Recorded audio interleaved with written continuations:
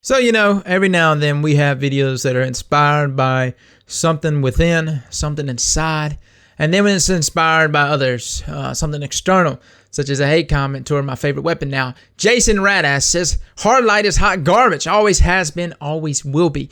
He then takes it a step forward. He wants to tell me that there's many weapons within the same archetype that are so much better that don't even have a screen shake. I gotta give it to him, man. He is posing some very good valid points. There is a lot of legendary weapons within this archetype that could possibly be better, and they don't have this wonky screen shake bullshit.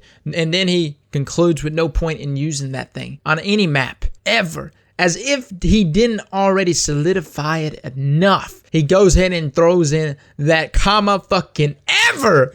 Don't ever use this weapon. Now, Jason, you've inspired me to defend one of my favorite auto rifles.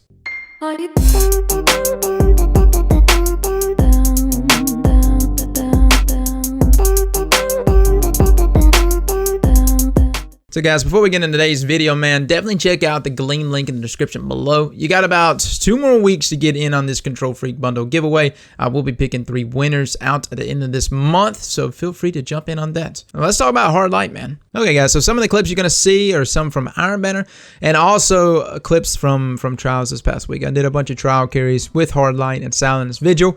Again, I would say that, just like Silence Vigil, hard light's really good, but maybe it's not always the best thing to be using for trial carries. It's many times during a trial carry, if you get into like a 1v3 situation or a 2v3 situation, you might need a weapon that can immediately react to a situation. That's why I like shotguns and snipers a bunch, because it can immediately react in a situation.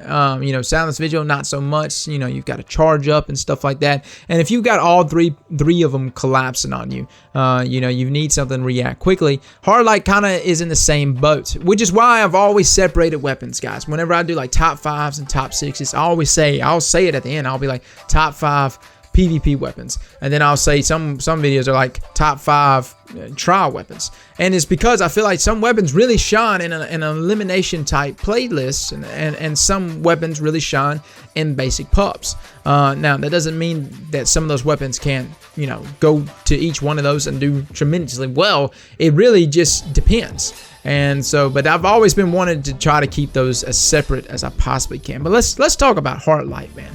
Hard light, one of the most standout things about it for me this weekend was the fact that, yes, it doesn't have damage fall off. I mean, that is something that's really apparent. See, what ends up happening is things like Doctrine of Passing is really good, right? It's got a 0.87 second time to kill.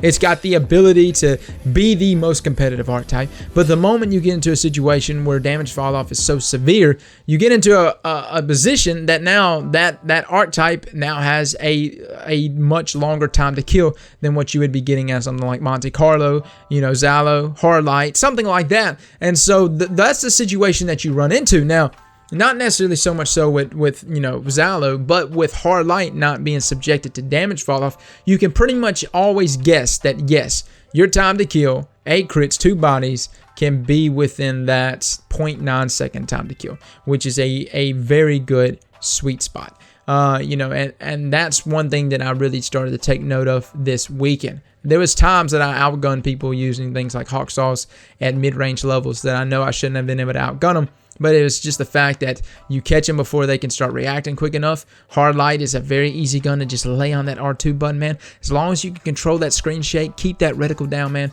you will light them up. Now, auto rifles in general, man, they're faced with the dilemma. The dilemma is you've got a weapon that can do decently well in the mid-range and decently well in the close range. But you don't necessarily got a weapon here that can just dominate in those ranges. When we talk about close range, in my opinion, I think hand cannons are still the more dominating force. But step outside of 26, 27, 28 meters, and you'll see something much differently. You'll see people missing their shots. You'll see reticle stickiness not being there. You take a situation 25, 35, 40 meters, you start to see things like pulse rifles and scouts, but majorly hawk saws has made a big comeback, and you'll see something like that do extremely well.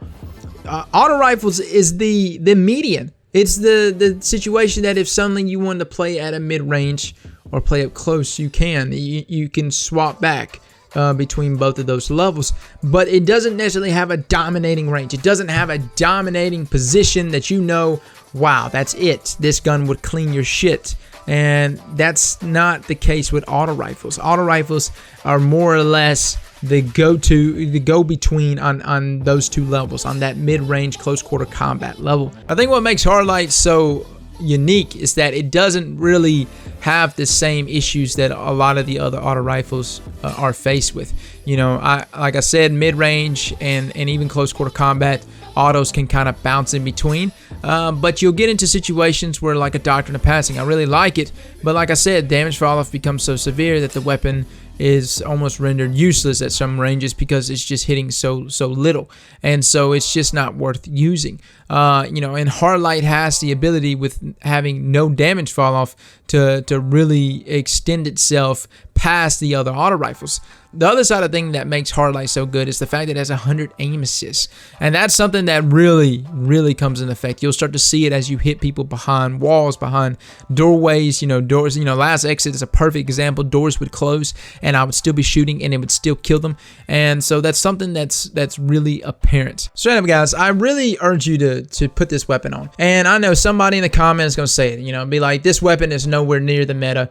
But let's be honest here, man. There's a lot of weapons that are being used right now that are nowhere near the meta, that people are doing really good with. I know that people are still throwing up statistics and showing that these weapons are still the most used weapons. You know, you see your Alias Lunas and your Palace and stuff like that. And yes, but I've been seeing a lot more fluctuation in that. And I've been seeing a lot more outliers of people using other weapons and have been doing really good with. And I can tell you right now, there's never been a time in Crucible that I've been able to load out a Hard Light and do well with. And so this is not a skill thing. This is not it takes a certain amount of skill to be good with this weapon. In my opinion, I think it just, like I said, it just requires, auto rifles in general requires you to just set some parameters around yourself, and you're going to dominate with it. You're going to do really well with it as long as you adhere to those parameters. You always live by them, man, and you work around those rules, and you're going to do really well. And I really like this auto rifle, and I'm glad that it's doing a lot better in Crucible